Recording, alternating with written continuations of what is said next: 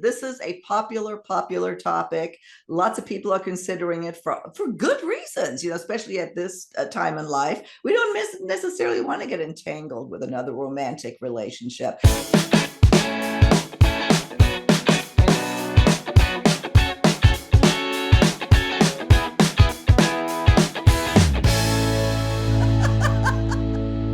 Thank you again for joining us on Second Act TV. I want to welcome back one of my favorite guests, author, dating coach, host of Done Being Single, and a fitness coach. We haven't talked about that in a while. Treva, thank you so much for being here again. Oh, I love it. I love you. My pleasure. Well, today I have I think what's going to be a really fun topic. We've done this before, and that is friends with benefits. Not you and I haven't done this before. We've done this here on Second Act. I had a conversation with Robert. I'll link to it. It was one of our most successful videos. That topic hits home. And the reason it did, and I found this, again, researching on AARP even, there are articles everywhere that seniors, they prefer, or maybe not prefer, but certainly aren't, against friends with benefits for a variety of reasons. So that's something I wanted to talk with you about. Let's bring more of the women's perspective to it, because I think there are some differences. Let's define friends with benefits, just in case somebody doesn't know what that is. First of all, I know you and I had a little pre-show chat about this subject, and at the time I said I have never had a friend with benefits. And then I got to thinking about stuff, and then I started to go, oh no, this segment is going to be, oh shit, I'm going to have to reveal my sexual exploits. So I started dreading this segment. The more I thought about a friend with benefits, I didn't have one, but I'll tell you what I had. I had a lover. I had lovers.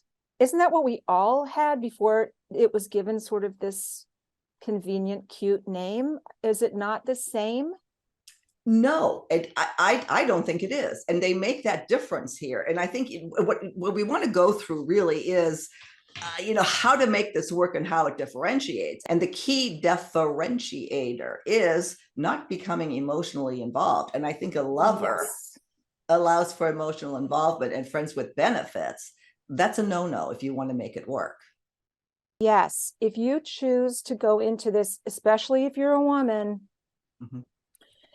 there's so much room for a misinterpretation, mixed signals, mixed messaging, feelings get involved. It could be a disaster. It could be, a terrible mistake, and you could end up worse than you were before you got in. And chances are, to me, if you want to have an FWB, it's because you want something light and fluffy and sort of no strings attached. Yeah. And great. And that's what you have to remember. That's why I love great. Yeah.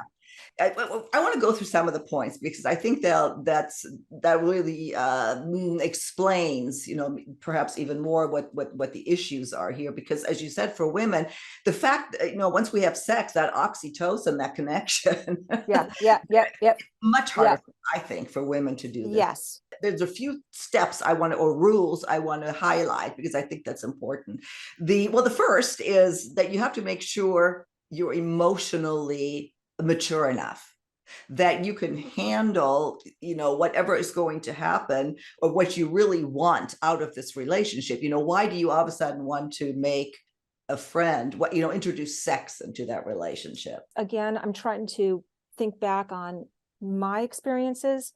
They were never friends to begin with. But what made them sort of FWB-ish is that I didn't want a future with them. It was what it was, and we both understood what it was, and we were fine, and there were no hurt feelings, and we were mature enough. Well, that's another one of the rules here, is that don't become friends with benefits with somebody who you already have feelings for, because that's exactly what it's not supposed to be. Right. No. That, Yeah. that it just gets in the way and it messes everything up. Here's something I loved. Don't be lovey-dovey and avoid sleepovers. That makes so much sense. If you're a friend with benefits, I guess that's a question too. Is that a relationship you hide? Does anybody know? Maybe that's part of it. But the whole, being lovey-dovey or kissy or this or that, especially from a woman, that implies more of a connection, I think. Yes, it blurs the lines. Mm-hmm. And a sleepover, is that cuddle and yeah. So it's just wham bam, thank you, ma'am. That we need to be good with that. Yes, sometimes you just want a warm body. Mm-hmm. Sometimes you're just horny, and you just need to, do what you've got to do. This is the weird thing that I just don't understand with friends with benefits, is that once you're a friend, Mm-hmm. don't you sort of like, okay, you establish that you're friends, it is platonic, and there's going to be no line crossing. Like, once someone's my friend, I don't suddenly want to jump their bones. Yeah. Unless I'm interested in them, either secretly or all of a sudden that interest has developed. That's why it's difficult for me as well. And I'm looking really forward again to the comments on this. Oh, yeah. Because right. I couldn't, once, like I said, someone is sort of in the friend zone, they tend to stay in the friend zone. And that's where my friends, that they were not friends. They were lovers maybe, and then they became friends. Mm-hmm. But I had a very different experience. Yeah. The what's interesting too to me when I researched this, and when I did it with Robert, there were two articles, one pro, one against, from one woman I actually interviewed. It was Patty Brisbane, the founder of Pure Romance. She was strictly against it, that this does not work. This is just don't go there. And then the other woman, Joan Price, she's an ageless, what we call it, ageless sexuality advocate, author, great author. She's all for this. I don't think she ever married. She just thinks this is terrific, and she makes a good case for it. So and she's not the only woman. There's a lot of women that feel that this can work. So I don't want to say like we're right or anything, but what we do on these segments, we share our opinion. And my opinion is I don't, that would be hard. Yeah. And one of those things, like to your point here with friends, is like set expectations, boundaries, and be transparent about your sex life, because friends with benefits is not an exclusive arrangement. No, it's not. And this is why you have to be on the same page, so as to not have any like confusion. You don't want to get your feelings hurt. You don't want to feel jealous. You don't want to feel threatened. You don't want to, that defeats the whole purpose of having a friend with benefits. Seems so safe, right? Mm-hmm. It should be safe. Mm-hmm. It should be a safe way to express your sexuality, to be, in a sex positive way, and own it, and be comfortable in your skin, and not feel like hung up, and this person's going to accept you for who you are. I mean, there's all kinds of upside to it, unless there are sort of hidden, I don't know, desires, or again, different views of the future, different visions of the future that you have. I mean, that's just a sort of a deal breaker in the. Well, and some people, as it was written, have gone into these friends with benefits arrangements thinking that maybe they'll fall in love, and you're just setting yourself up for heartache. It's yeah. I mean, yes or no. I mean, again, you go into it clear, and it's all on the table. What are we doing? Do we want to do this? Are you the person to do it with? Am I capable of doing it? Am I ready to do it? And if it's yes, and yes, okay, do it. Yeah. Well, like you said, it can work. There's a lot of people that could do it. So that's why we're going through this.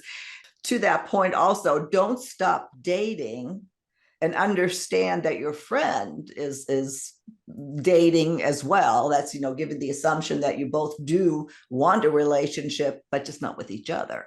Yeah. Boundaries, expectations, don't have any. I mean, have your boundaries, but don't have expectations. I think it's if you even feel like a little bit of romantic interest or jealousy when you find out that your, excuse me, fuck buddy has a date, that's probably not a good sign, and it's the wrong.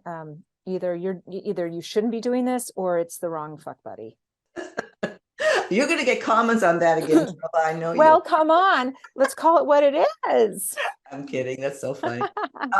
Yeah, and one more point to that, like, don't expect birthday presents or Valentine's Day cards or flowers. It's funny that they point that out, that, again, just take all of that out, that you're not going to have that, or don't expect it anyway, with a friends or a successful friends with benefits situation. And again, I look forward to hearing from this. If you say, oh, no, I got Valentine's, but it just wasn't love, it was whatever. So again, interested in hearing your comments.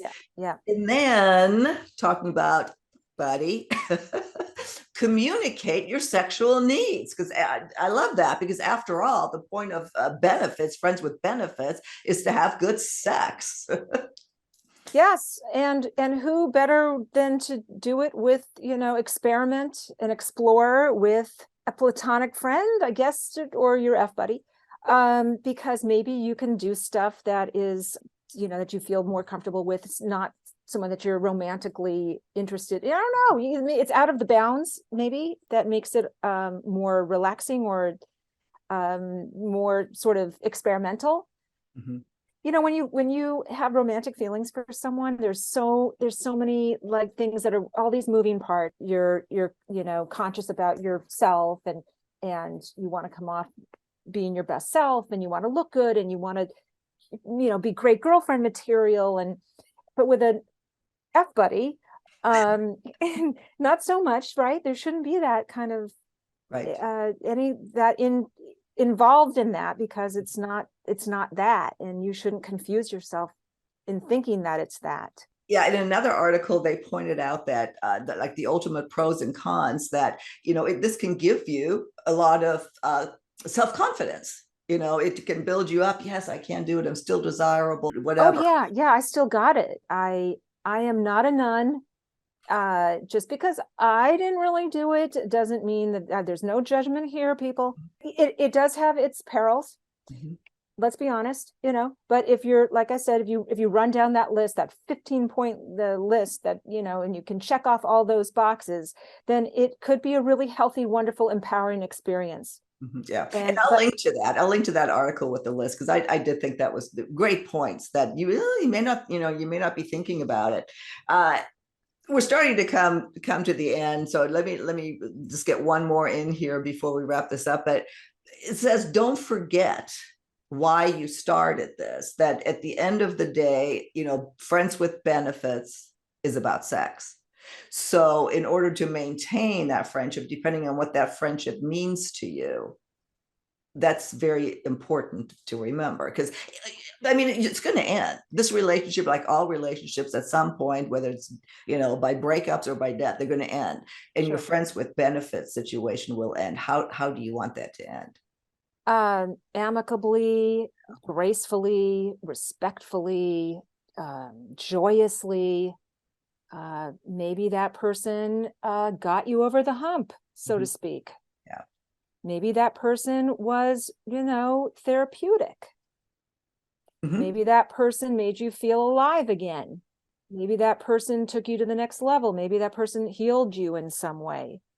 Yeah. If you can swing it, babe, right on, like, more power to you.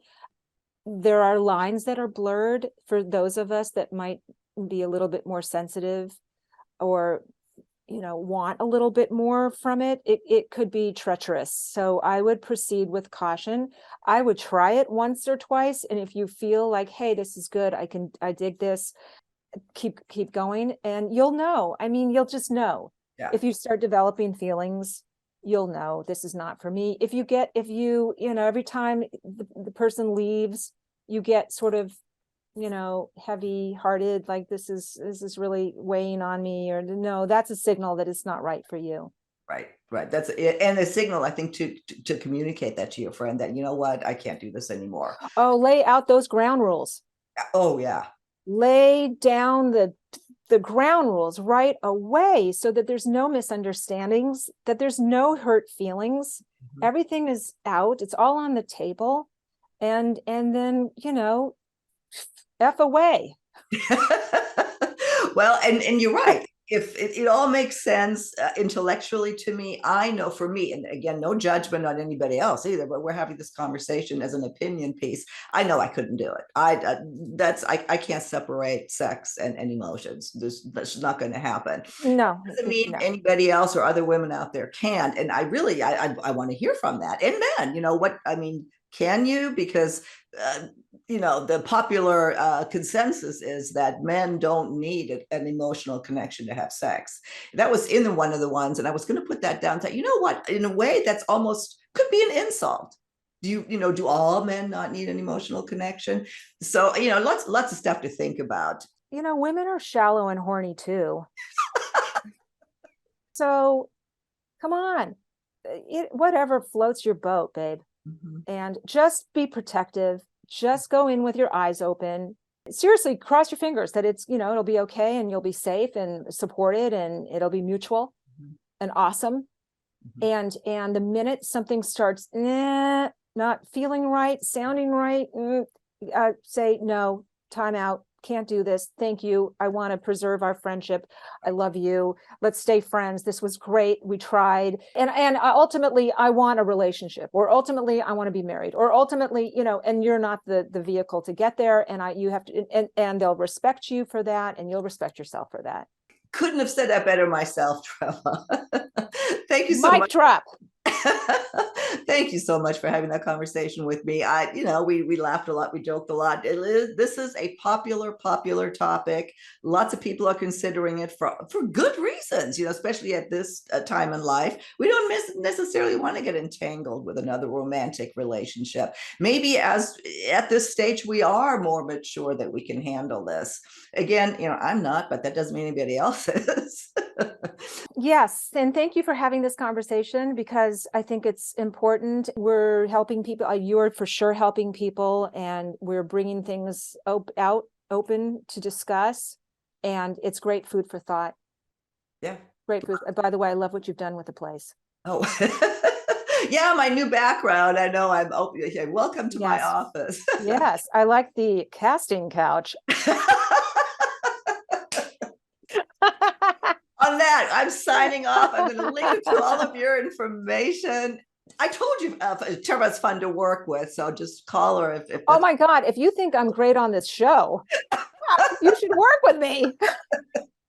Treva, thank you. We'll see you on our next segment on Second Act TV. Thank you so much. Bye.